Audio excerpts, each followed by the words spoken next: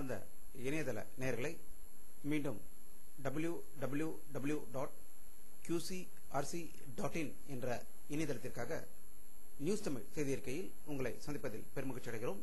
இன்று 20 பிப்ரவரி 2009 முக்கிய செய்திகளை தற்போது பார்க்கலாம்.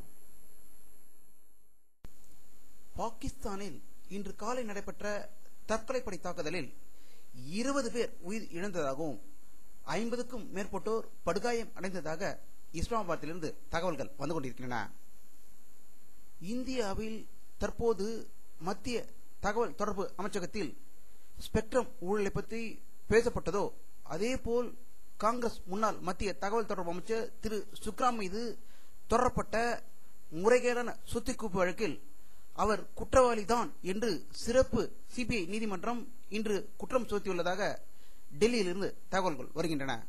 அவருக்கு வயது 82 என்பது குறிப்பிடத்தக்கது.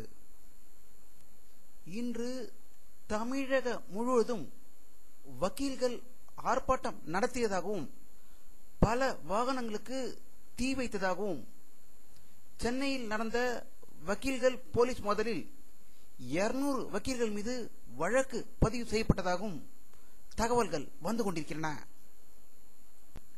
சென்னை உயர்நீதிமன்றத்தில் நேற்று நடைபெற்ற வன்முறை குறித்து விவாதிக்க சட்டப்பேரவைத் தலைவர் அனுமதி மறுத்ததை அடுத்து அவையில் கூச்சல் குழப்பம் நிலவியதும் இதையடுத்து அதிமுக, மதிமுக, கம்யூனிஸ்டுகள் உள்ளிட்ட அனைத்து எதிர்க்கட்சி உறுப்பினர்களும் வெளியேற்ற அவை தலைவர் உத்தரவிட்டுள்ளதாகவும் இதை கண்டித்து பாமக உறுப்பினர்கள் முதல்வர் குறைதீர்ப்பு அலுவலகம் அருகே மௌன போராட்டத்தில் ஈடுபட்டதாகவும் இதற்கிடையில் சட்ட அமைச்சர் திரு துரைமுருகன் அவர்கள் உயர்நீதிமன்ற சம்பவத்திற்கு சிபிஐ விசாரணை நடத்தப்படும் என்று கூறியதாக தகவல்கள் வெளியாகிக் கொண்டிருக்கின்றன.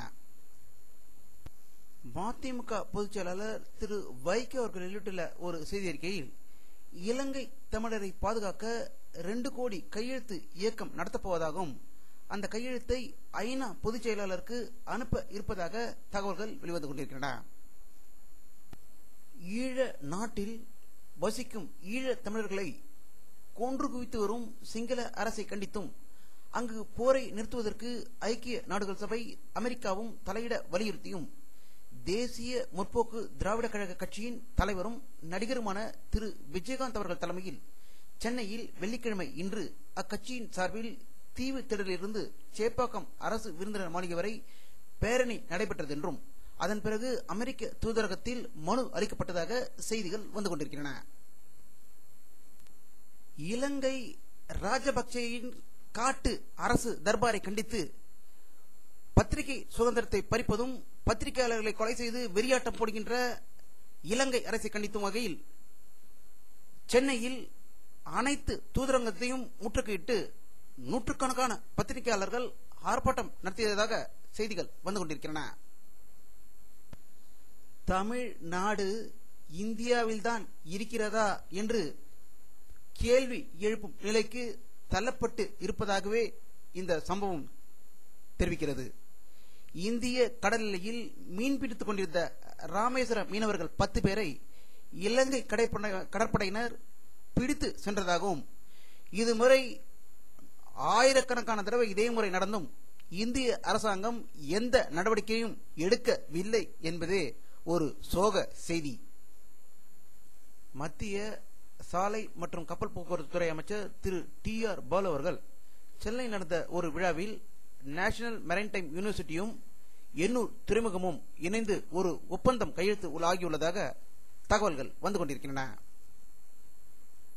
இந்திய பல்கலைக்கழக மானிய குழு UGC வெளியிட்டுள்ள ஒரு அறிக்கையில் இந்தியாவில் 22 போலி பல்கலைக்கழகங்கள் இயங்கி வருவதாகவும் இதில் தமிழ்நாட்டில் TTPP சமஸ்கிருத பல்கலைக்கழகம் திருச்சி, டெல்லி வாரணாசி சமஸ்கிருத வித்யாபலன் என்ற பல்கலைக்கழகம் போன்ற போலி பல்கலைக்கழகங்கள் இயங்கி வருவதாகவும் இந்த சமஸ்கிருத போலி பல்கலைக்கழகங்களை ஆடு மாடு மேய்த்துக் கொண்டு வந்த ஆரிய பார்ப்பன குடித்தாங்கிகள் இயங்கி வருவதாக தகவல்கள் வெளிவந்து கொண்டிருக்கின்றன.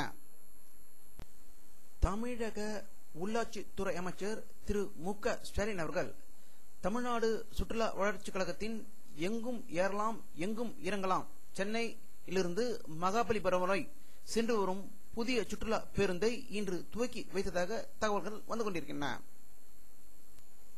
இந்தியாவில் உள்ள மத்திய மந்திரிகளிலேயே சாதனை படைத்துக் கொண்டிருக்கும் ஒரே மந்திரி என்று கூறலாம் மத்திய தரைவழி மற்றும் கப்பல் போக்குவரத்து அமைச்சர் திரு TR பாலு அவர்கள். அவருடைய சாதனை சென்னை மக்கள் அனைவரும் நன்கு அறிந்து இருப்பார்கள் என்பதற்கு பல உதாரணங்கள் எல்லோருக்கும் அறிந்ததே. சென்னையில் உள்ள அனைத்து மேம்பாலங்களையும் கட்டி சாதனை படைத்திருப்ப திரு TR பாலு அவர்கள் இன்று பாடியில் கட்டப்பட்டிருக்கும் பிரம்மாண்டமான பாலத்தை இன்று நாட்டு மக்களுக்கு அர்ப்பணித்து செய்ய போகிறார் என்று செய்திகள் வந்து கொண்டிருக்கின்றன. வானிலை அறிக்கை 20 பிப்ரவரி 2009 பிற்பகல் 3 மணி வரை எடுக்கப்பட்ட சேட்டலைட் புகைப்படத்தை தற்போது பார்த்துக் கொண்டிருக்கிறீர்கள். தமிழகத்தில் மேகமூட்டம் எதுவும் தெரியவில்லை. ஆனால் பகல் வேளையில் நல்ல வெயில் காணப்படுவதாக தகவல்கள் வந்து கொண்டிருக்கின்றன. இத்துடன் இந்த செய்தி அறிக்கை நிறைவடைகிறது. மீண்டும் நியூஸ் தமிழ் செய்தி அறிக்கையில் உங்களை சந்திக்கும் வரை உங்களிடமிருந்து விடைபெறுவது உங்கள் K. பாலாஜி. நன்றி.